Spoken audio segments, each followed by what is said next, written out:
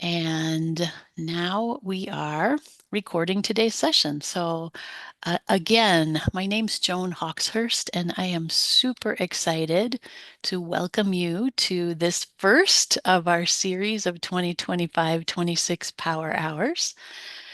This one is called Creating a Culture of Career Development in Your School. So while we're getting everybody signed in, I'll just remind you one more time that there are sketches available for today's presentation, and you should be able to find in the chat a link to sign in for sketches. What you'll see is that it's the exact same link that we're going to give you again at the end of today's presentation. And it does have a tiny bit of a pre and post test in it. So thanks so much for going ahead and signing in for sketches. Maybe even if you don't need them today, if you would follow that link for sketches and just let us know that you're here, we'd appreciate it. And then go ahead and either using the QR code on the screen in front of you or using the link that Liz is putting in the chat, grab a copy of the slide deck.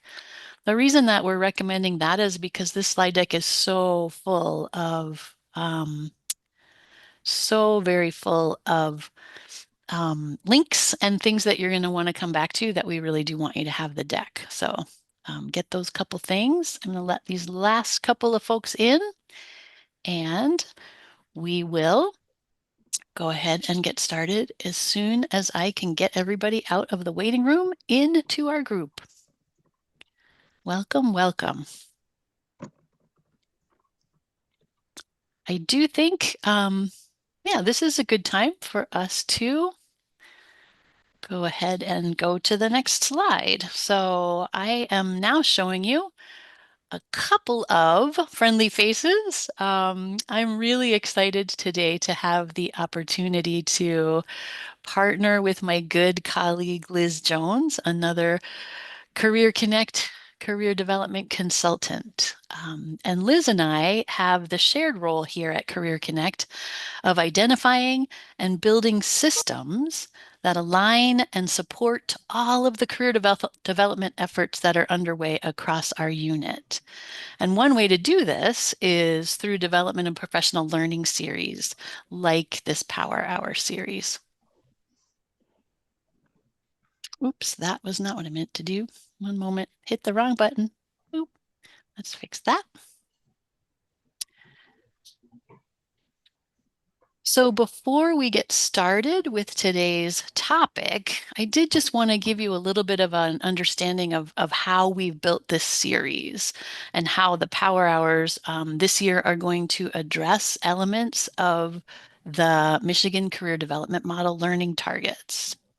So if you look at the list of monthly Power Hour topics that you see before you, you'll see that they're yellow arrows pointing to the learning target that we are going to touch on or address every month.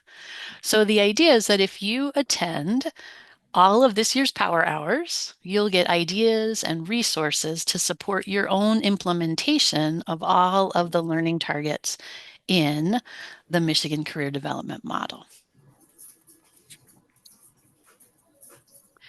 So speaking of learning targets, here at KRESA Career Connect, we've designed this stair-step graphic to show the developmental sequence of the specific grade band learning targets in the Michigan Career Development Model. So you can click the graphic that you see on the slide deck to get your own copy of this. And what you'll see is that there are learning targets for each step in this sequence of grade bands. We're going to look at these more closely in today's session, which my colleague Liz is now going to kick off. Joan, for that introduction. Hello, everyone. If you feel it's too easy, good to see you in your hands. Well, and we just want to move right into today's Power Hour topic, which is creating a culture of career development in your schools. So we're looking at a few objectives for today's time together. And our objectives are working toward that understanding and recognition. So understanding what we mean by creating a culture of career development, recognize frameworks like the one you see here on the left that show that cyclical nature of career development, and understanding how career zones, career clusters, and pathways fit together, considering actions and initiatives that help that happen at all levels, and identify potential partners and learn about valuable resources. So we hope to cover all those pieces today with you in a timely manner.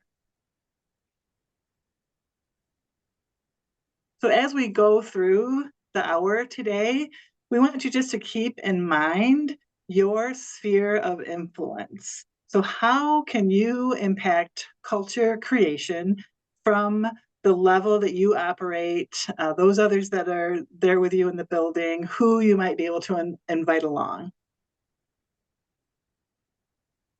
So to get rolling, just want you to take a moment. We know it's the end of the day, it might have been a busy one. Sit back, close your eyes, don't fall asleep, but sit back a minute, close your eyes, maybe take a deep breath. Now we'd like you to imagine, what are some of the physical signs and symbols of career paths and possibilities in your hallways, in your cafeterias, maybe in your classrooms? What are your students seeing? Imagine too the classes and co-curriculars seamlessly integrating academic and career learning to all students at all grade levels, with simple tweaks that bring relevance to content. How are students reacting?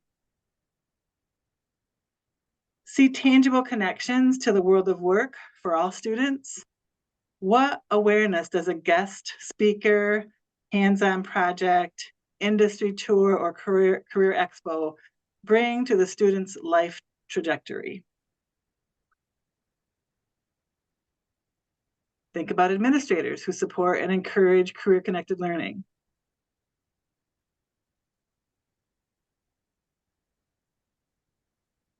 Now, as you open your eyes and adjust to the screen, we'd like you just to take a moment and please add some of those things that you imagined into the chat.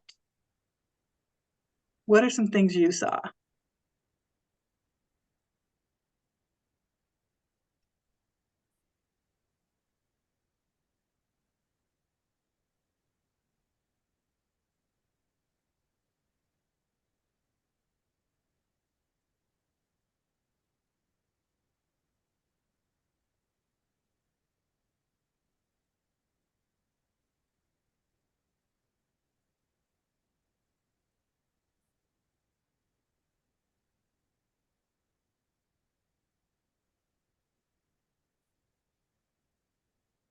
Zello posters, and what's your plan shirts? Thanks, Renee.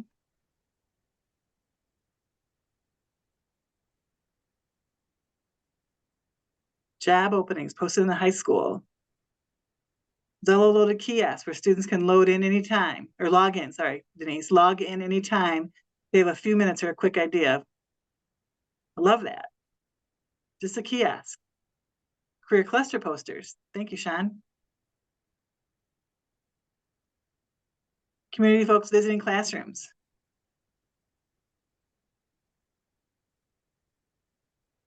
Maybe you didn't see anything, and that's okay too, because that's really why we're here today, is to hopefully, bring some attention to that. What's in our hallways? What are students seeing?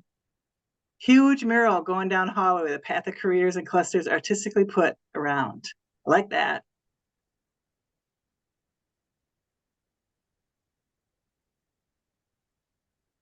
Okay, I see. You're starting to see it. Okay, you're starting to see what we can all envision as we create our culture of career development. So before going too much further, and thank you for continuing to put things in the chat. They're all great ideas, great things that you're seeing, that you saw as you were imagining. But Joan and I wanted to share with you what our definition is. We see a culture of career development intentionally and meaningfully engages students, families, and communities in an educational system that integrates their career exploration, awareness, preparation, and readiness into all aspects of learning from pre-K through and beyond high school. This culture embeds self-awareness and option awareness within the curriculum, leverages labor market data, provides personalized guidance and mentorship, and fosters essential skills like critical thinking and problem solving to ensure that all students have pathways to success beyond graduation. We are pulling a lot of our information today from the Michigan Career Development Model that Joan indicated a little bit earlier. We want to be able to blend the information that we provide with the guidance from the State Department of Education. So as I mentioned, many of the suggestions are coming from the guide. And in the guide, the guide states that the Michigan Career Development Model is a framework guided by legislation that engages school communities, students, and their support networks in intentional and meaningful career awareness, exploration, and preparation for all. And within these slides, you can click on the graphics of the Michigan Career Development Model, as well as the icon, and get to the websites and the links for those resources. So, as I mentioned before, we've organized the new Michigan Career Development Model, or MCDM for short, learning targets into this stair-step model. If you didn't get a chance to grab your own copy before, you're welcome to click on the graphic in the deck now to reach it. And I'm going to just take a few minutes to walk through this with you alongside the learning targets as listed in text. So we're not going to go into detail today because these are all things that you're going to be able to go back and take a look at your leisure. But we wanted to share with you the list of specifics of each target at each grade band level, because together these are the things that are going to undergird your culture of career development. So we wanted to point out near the top of the slide, you can see those icons that show you that elementary through high school, as Liz mentioned, are legislatively required learning targets. And then early childhood, you can see that check mark for recommended, because really what the state is hoping will do is create a preschool through 20 post-secondary culture of career development. So if you work with preschool students, you can see here in this early childhood section that you've got 3 recommended targets, as indicated by that arrow at the top of the screen pointing to the first stair step in our colorful stair step model. If you work with elementary students, you can see that you have 4 learning targets, so it's 1 step up from the preschool set of targets.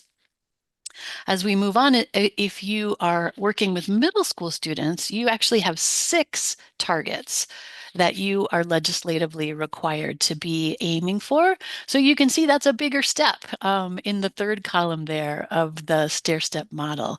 You're actually needing to take a big step up by offering these 6 targets, some of which, as you can also see, are building upon what students at earlier grade bands have been doing. By the time you get to high school, as you can see here, there are actually 8 targets. Again, many of them, as indicated by the color stripes going across the stair steps, are things that your students will have been exposed to before they reach you in high school. But you're going to need to take them up another big step there in high school to be able to help them be exposed to all of these learning opportunities. And again, we're not going to read through them now, but please know that there is this information for you to go back and know specifically what is in the target, in each target. And as I mentioned, post-secondary, while not legislatively required, is certainly recommended. And here are the targets that stay up at that same level of steps with high school, as indicated in the last arrow on the far right here. So what we wanted to do is just walk you through how this is really a developmental model and what students come to you with, you can build on in terms of different elements of their career exploration. So again, if you click on the reference guide there, you'll get to a link to copy that. If you click on the middle graphic here, you will get to the website for the Michigan Career Development Model, which has lots and lots of other resources attached. Um, so where do we go now? We wanted to think a little bit about where a thriving culture of career development starts. And we know, as you do too, I'm sure, that while individual grassroots efforts at career exploration can sometimes expand to become district-wide culture, sometimes they remain separate until a district level initiative forms. And so if your goal is to create a thriving culture of career development, it's important to recognize the importance of involvement and support at the district level. And as you can see, this quote is actually taken from the MCDM. So the state is actually recommending to us that beginning at this district level is the way to do it. So we're going to ask you now to think about, who do you think needs to play a role in creating a career development culture? You can see some suggestions listed in this quote, but put in the chat your ideas about the job roles that can contribute to a culture of career development in your building, your classroom, your district. Who are the folks who are going to be doing that work with you, or who are the folks who are important to that work? Directors of curriculum, I love that. And from there it trickles down. Excellent. I wonder where it trickles down, like who else is on the team? See if we can get a few more ideas. Content teachers, building administration, excellent. I love that. I love that we're recognizing already that it's going to take both administrators and teachers, curriculum directors. Nice. Well, in the interest of time, please do feel free to keep on adding as you wish. And we'll go ahead and show you the list that's included in the MCDM. So I invite you now to scroll through this list, find your own role, and read what's written about the work that you do and how you can contribute to the culture of career development. I'll give you a minute to do that.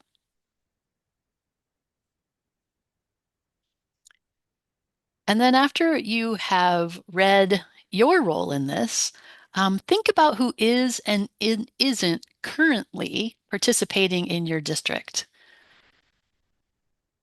And then in the chat, share the role that you would be most excited about involving in your own efforts to create a culture of career development. Which role would be the most exciting for you to add to the work that's happening in your district now?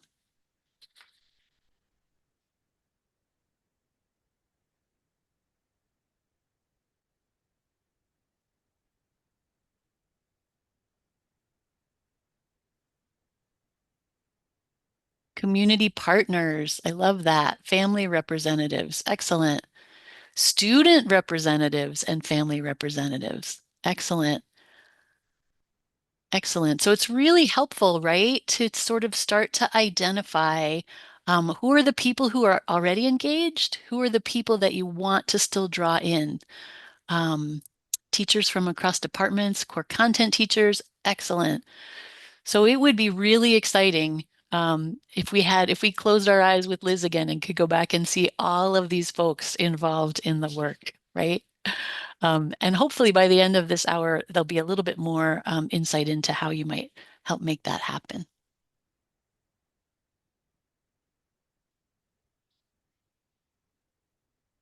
Okay, now that we've kind of taken a look at some of those targets and the roles and who else we might want to bring along, with us, we want to just do a little bit on theory. We're going to do a lot more on theory in a later power hour, but we feel that there's theory already operating within our school systems, and we just want to kind of draw your attention to a few of those.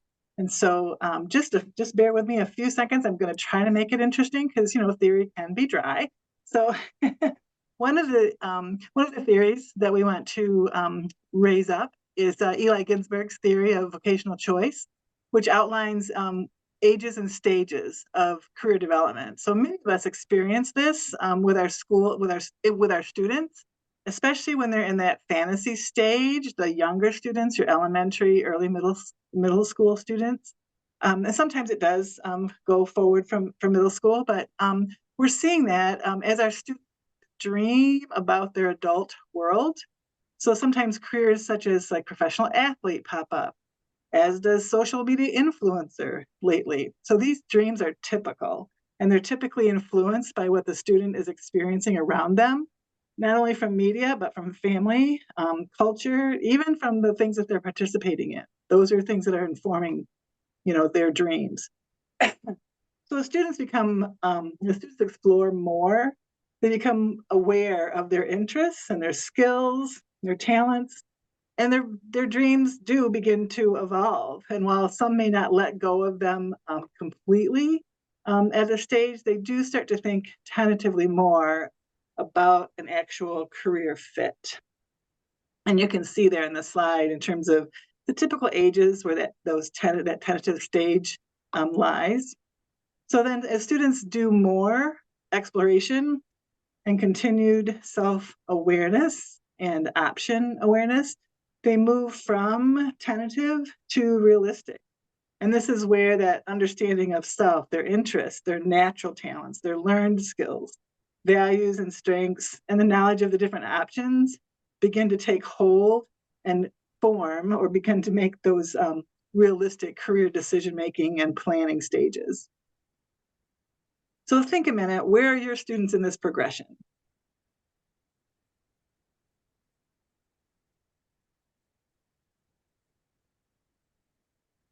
Another theory we want to bring light to that is operating in our school systems, sometimes known, most times unknown, but is Linda Gottfridson's theory on circumscription and compromise, where students are limiting their option in that circumscription stage, where children begin to eliminate careers as not being realistic based on their gender, social status, or their ability.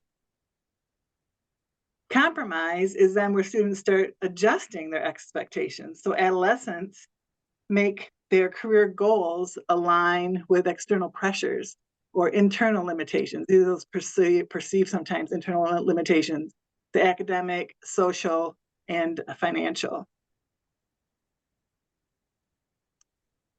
And you might be thinking of certain students as I go through this information, population. So she suggests that there are 4 stages of career development in her theory. 1, adults have jobs.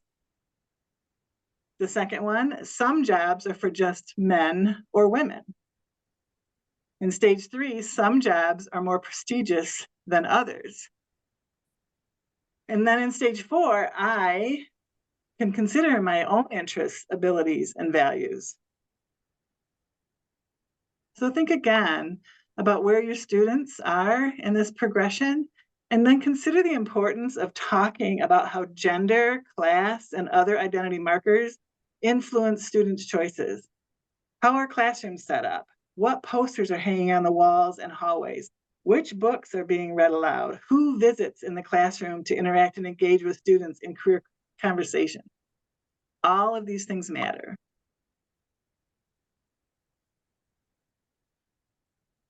So another theory, and many of you who are using Zello see this on maybe not a daily basis, but see it quite often as students, especially on the 612 platform, work through the different features, one being the personality assessment, and that is Holland. John Holland is known for the REASEC model.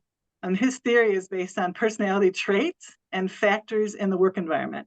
So the belief that when a person understands their personality trait and can see these same factors in their work environment, their career satisfaction level is higher. And a person's Holland code is typically made up of 3 dominant personality types.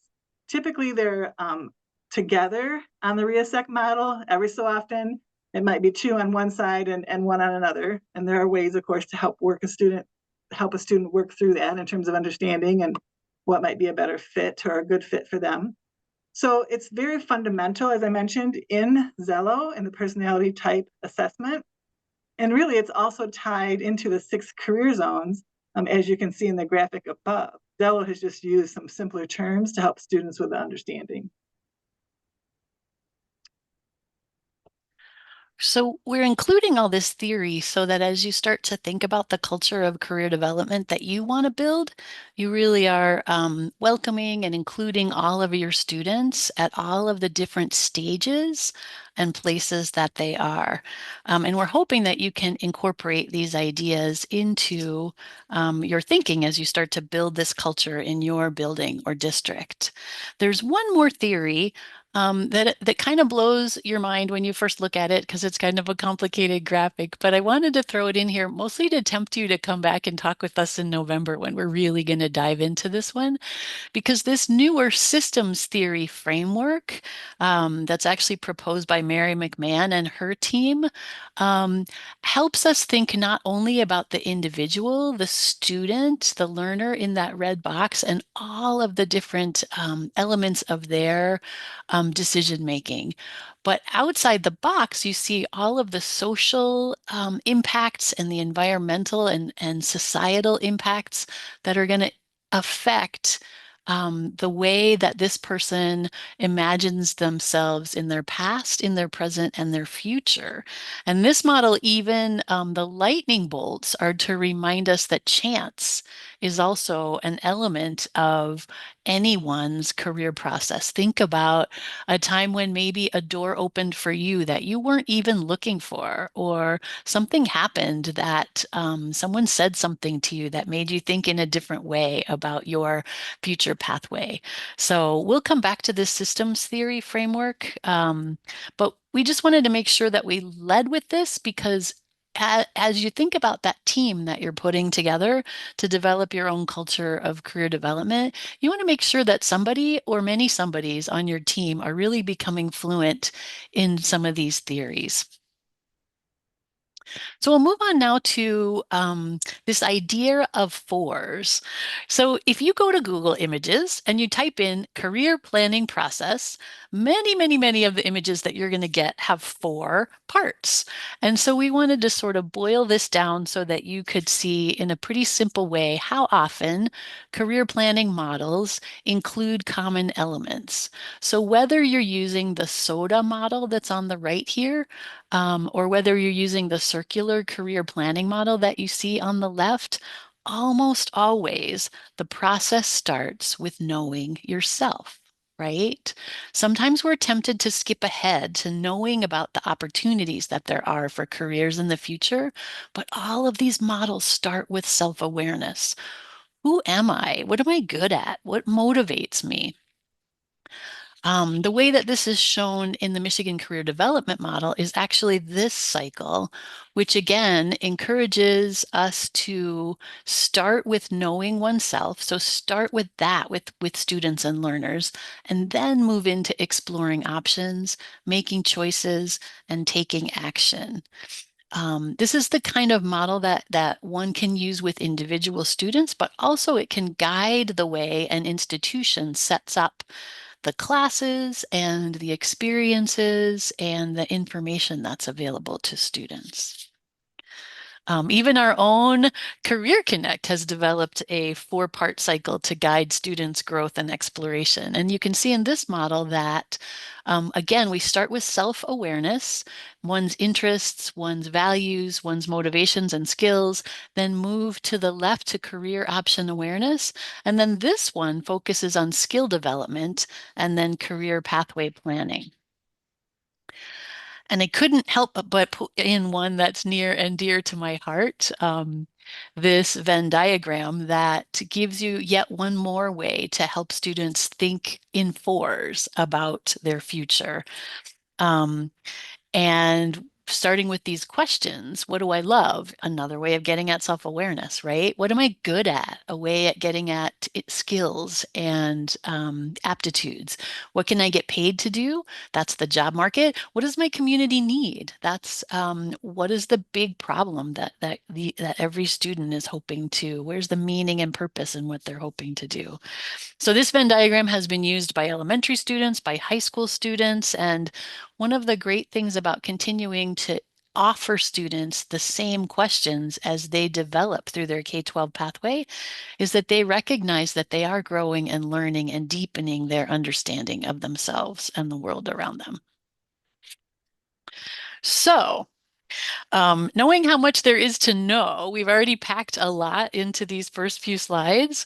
And knowing that we are here to help you gain knowledge and experience after today, what can we do now to start laying the foundation for a district-wide culture of career development?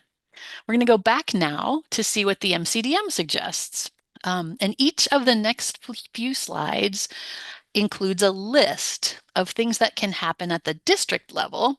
We're going to pick just one from each list with the assumption that you will again go back to this deck afterwards and digest the other points that are here. But we wanted to give just a few examples of things that are already happening to change the culture, to create culture in our own community.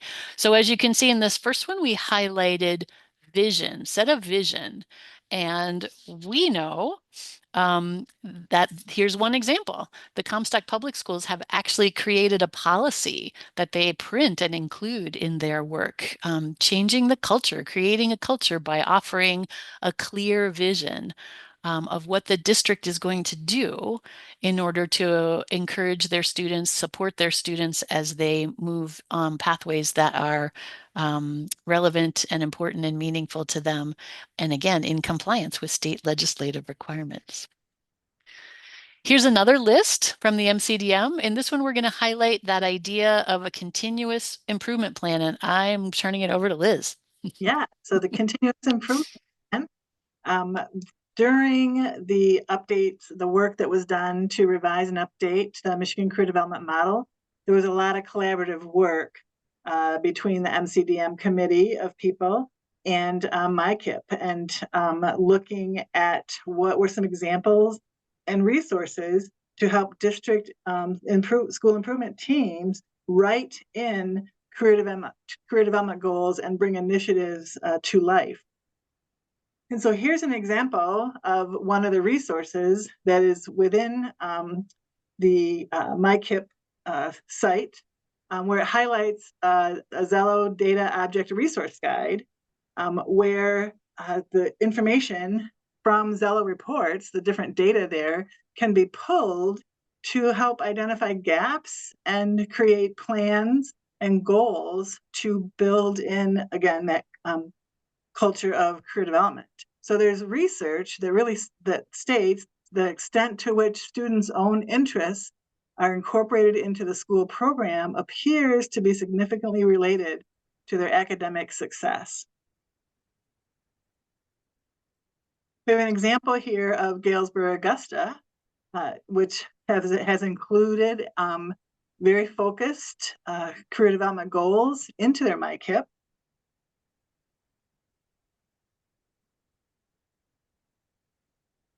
And one of the things that they have listed in their activities is working with an organization called Youth Solution. This is an organization that's funded by the state to help schools create a culture of career development.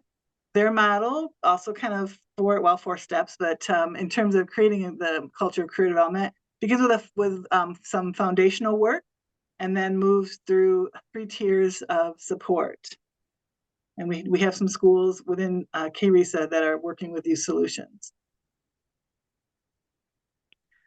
So here is yet another list of strategies that you could consider at the district level.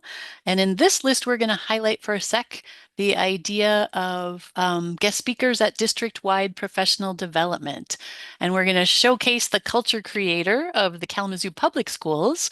As you can see in this photo of a room full of middle and high school educators at a KPS Back to School PD session. This was focused on how Zello can be a useful tool for classroom educators.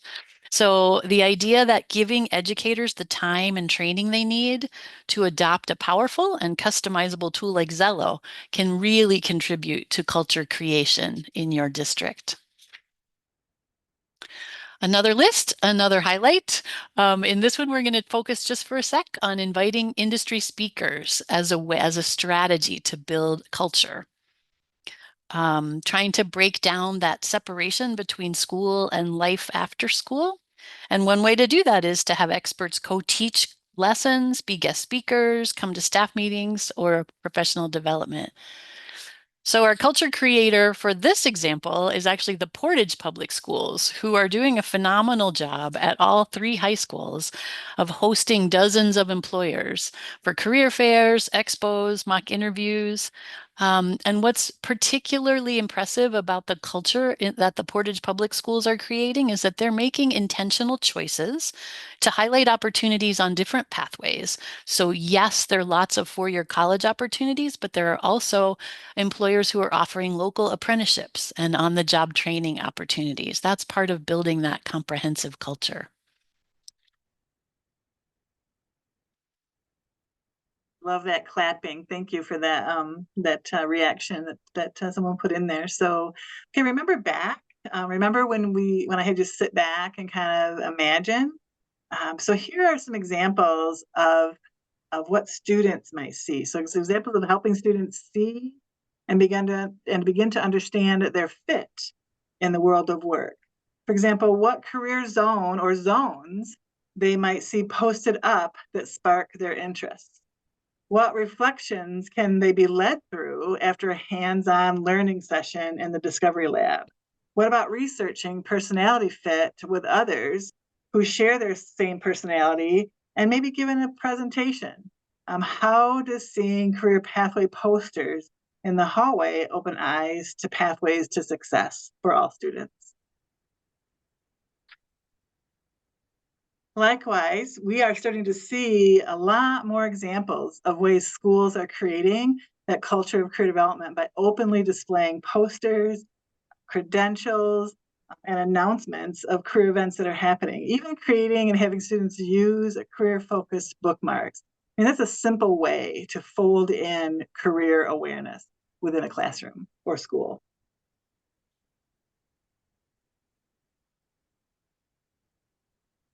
So sometimes the zones, the clusters, the pathways concept can seem confusing. So which one am I in? What am I doing? So I wanted to kind of break it down a little bit and step these out to help staff and students understand. So the Michigan Career Development Model, within its updates, its revisions, did a nice job with creating icons and color coding those as a strategy to help build the understanding. So typically we start with the 6 career zones, and those are usually highlighted in elementary. I mean, we don't want to overwhelm our students with 17 career clusters right off the bat, right? So let's talk about 6 career zones and what those might be and how a student might start some early exploration within that. And then as they move from elementary into middle school, that's where the 17 career clusters can be introduced. And these are resources that are available on that website, on the Michigan Career Development Model website, to make posters, stickers maybe, handouts, you name it, you can do it for your school. So I just want you to notice how the colors align. So like for the arts and communication, which is in the red and / maroon kind of color, that goes with then the 17 of the 17 career clusters. There's just one that kind of aligns with that arts and communication. So similarly, blue for the business marketing, management and technology, there are 9 that are in that cluster area. So another way to think about these is to maybe download and print the sheet and think about ways that you could use these with students in your schools. What comes to mind? If there's anything that someone wants to put in the chat? I have some ideas, but I want to see what you have first. What could you do with this sheet?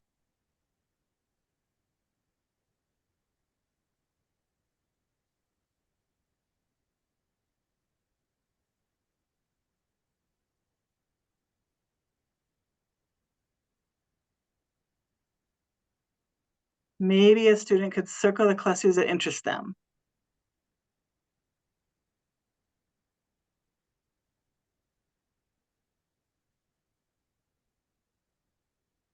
Turning it into a game. Thank you, Denise. And Lori's referring back to Chris's idea of a giant mural down the hallway that includes examples of all of these. You could do stickers. These could be made into posters. They could be made into name tags when you have an industry rep come in or a speaker of some sort that represents a particular cluster. So lots of different ways that this could be utilized. Yeah, do a sort. Give job titles and have them sort by clusters. Excellent. So we don't stop there, right? We have 6 career zones that sort of blossom into 17 career clusters. And then as students move into their high school years, there's 79 career pathways. So what this chart is showing is the 17 career clusters and then how they open into the 79 career pathways. So so I'd like you to just look at the options in each. For example, transportation, distribution, and logistics. That started as the engineering, manufacturing, and industrial career zone. Open up to a cluster, and then within that cluster, there are 9 pathways. Now, sometimes students might utilize or work through 2 different pathways within a career cluster, but we're just opening up students' eyes in terms of how the 6 the 6 main career zones can open up into lots of different possibilities for them.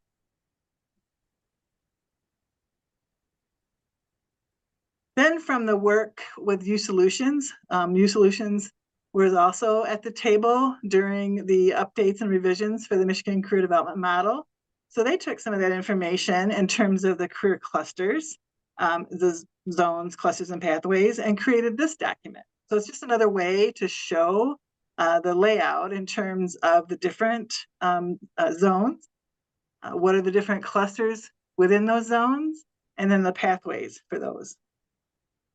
So this can be used as a poster, a handout for students, something to start those career conversations, or you can get it as a blank.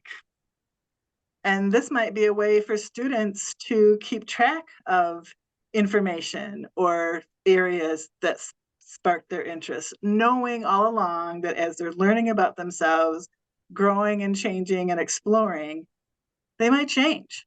Those options might change, and that's perfectly fine. That's why we're on this journey with them. We've also done a little bit of work in terms of being able to help you with creating that culture of career development, and that is to create posters that help people understand that Zello is available to students in our school, students and staff, and then what it is and what students can do with it. So a majority of our schools, middle schools and high schools, already have these in their possession.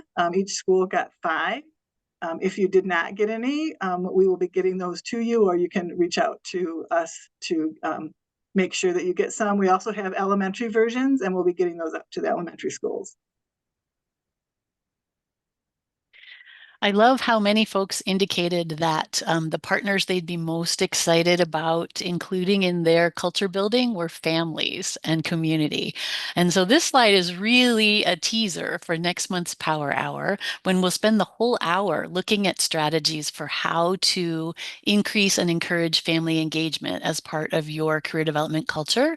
For now, we wanted to give you, which you can get either by scanning the QR code or clicking that here link, a handful of documents that we've already created that are geared towards families and folks who want to support students' career paths, but maybe who don't have access to Zello directly or who want to ask questions. So this is just a way for you to get a little taste of both the importance of family engagement and the resources that we will offer many more of next month. I see that we have less than 15 minutes left. So this power, we are about to double down on the power part of Power Hour here, because we have so many more examples to share with you of folks and examples of culture that's already being created across Kalamazoo. We would obviously be remiss if we didn't include the brand new world-class Career Connect campus that opened its doors to students earlier this month. We already are hearing so much buzz from students about the way that this building and its beauty and its intention is really building a culture of higher interest and expectation in some of the CTE classes that have been and continue to be available to students now in one centralized location. So that's a piece of what KRESA is doing to contribute to the culture building around our community. I'm going to quickly refer back to the building level strategies that are included in the MCDM. And again, this is a tiny, tiny taste, but we wanted to just highlight a few examples of ways that culture is already being built, and maybe places that you can look to as examples and partners. So at the elementary level, creating that culture of career awareness, one of the suggested activities is to provide time for staff in classroom activities.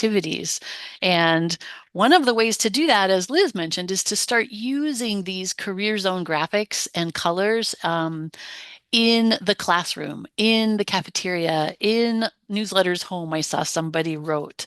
You can click on the left side graphic here to get that graphic, and to start using those icons. Wouldn't it be fun if they showed up on books or they showed up on name tags for visitors who were coming to your elementary school?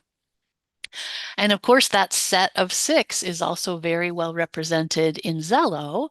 The career town that K2 students have access to features an activity in each of the 6 career groups there that are featured here. And so we really do believe that Zello, even as early as kindergarten, is a culture creator and is really building a foundation for all of our young people to be able to get excited and interested in, well, why can't we play Career Town in middle school? I love that, Chris. I think you can actually talk to your career development consultant. I bet they can hook you up.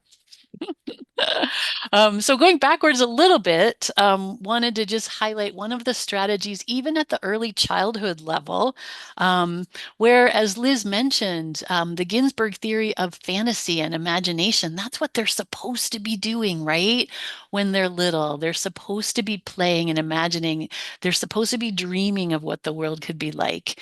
And we are very excited about the work of the Vicksburg Career Champions team to build out a set of career path boxes that KRESA had hanging around for a long time, and update them and fill them with fun examples and costumes and tools and books. And so we really believe that this is a way to help create culture, having the physical things that young students can touch and play with. And we are in the process of both developing a sign out process for these boxes and of developing lists of the contents so that a school or a district that wanted to replicate these would have the path laid out for them. Okay, so another elementary opportunity. Remember, Godfredson talked about how students are observing and integrating a gender-specific career limits on themselves as early as elementary school. So one of the suggestions from the MCDM is to challenge those gender stereotypes. And we have an example, a beautiful example from Schoolcraft. Of them taking their whole fifth grade for a career building day at the Air Zoo, where they were exposed to careers in aviation, often careers that are typically considered to be male or female elements of aviation careers, and showed them individuals who are doing those roles, who maybe busted some myths about who is a pilot or who is a baggage handler. So our hat is off also to Schoolcraft as creating culture in that regard. Um, so at middle school, there's a lot of that. Remember back to the theory piece where students were starting to see their own interests and values and understand there's the skills that they might need. And a lot of that is done through assessments and inventories. The state is here suggesting some free opportunities, but as we know, Zello has some very robust interest inventories and ways for students to do that work. And again, a lot of the ways they can do that is by using these zones and clusters. Sorry, we're putting these in a lot, but it's because we really want to build that sense that a student can go from school to after school to maybe even wherever they are on the weekend and start to see these symbols and these colors and see them again and again. But one super great example, oops, did not mean to do that. Let me get back to my whoops. Oh, you know what I did? I clicked. I clicked on the slide and that took me to that. So there you are. Let me try to click in a way that doesn't. The example that we wanted to showcase in this case of culture creators at the middle school level is some very wonderful work that's being done in Kalamazoo Public Schools middle schools, developing career clubs, tech clubs, where young people are getting opportunities to dive into a number of different future tech careers, thanks to the counselors there. And we see that as one of the ways where they are able to sort of identify their interests and skills and try them out at the middle school level. At the high school level, there is the addition, as you saw in that stair-step model, of the talent portfolio. And we know that there are folks in districts around who are really starting to figure out ways to help students showcase their own talents, their own experiences, and wanted to share the great work of the Parchment School District, really creating a culture there of career development through their Future Me Night, where older students were invited to develop displays about a career that they were considering in the future. And then they had the opportunity to share what they had learned with younger students, Future Me Night. And then this brilliant What's My Plan model, where students and teachers alike are given shirts that say, What's my plan? And there's a day of the week that if you wear your shirt and someone asks you and you can articulate your plan for your future, there's an opportunity to win gift certificates. So they really are building the sense that having a plan, thinking about it, being able to talk about it is a beautiful element of the culture. So I did want to just point out that a lot of what we just saw has been built and supported by this team of career development consultants and coaches at KRESA, and just wanted to give a shout out to all of the great work that is happening in your districts, supported by these fine folks. We also want to share, just in these last few minutes, that we've been sharing a lot of the local resources, but Joan and I also, and others as well, help keep an eye on the landscape nationally and who's doing what and what's happening. And we've come across this Preparing Tomorrow's Workforce by Hans Meter, and it's really got a lot of great information in terms of what he calls career-connected learning and career navigation skills.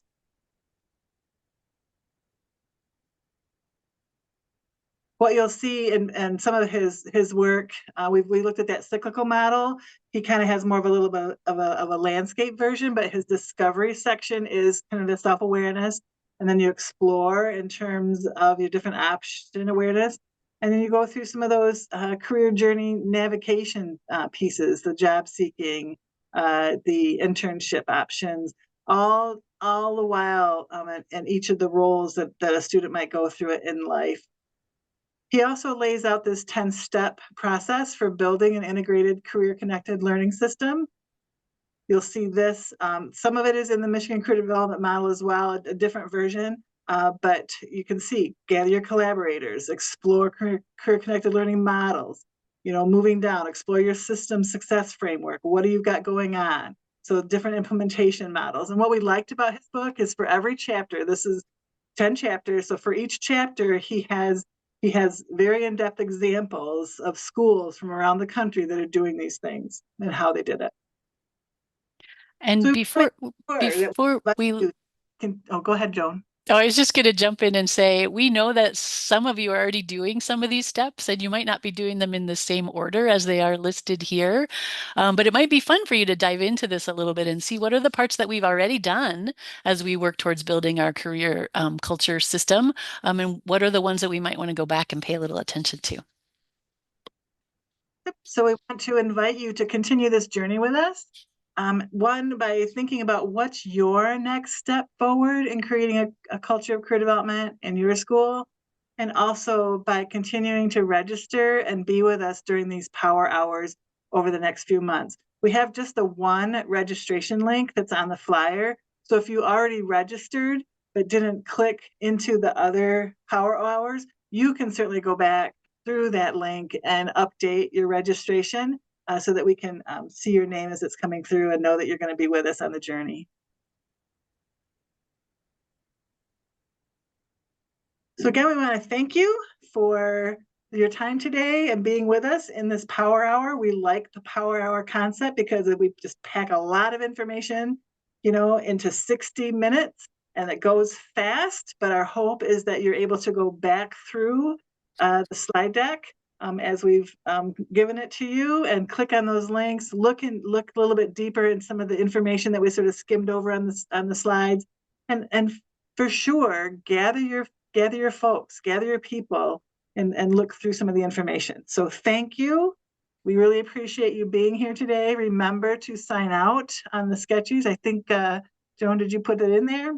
Yeah, I did. I'll do it one more time just in case anybody missed it. And remember to sign up for more power hours. We've got another one coming up in October.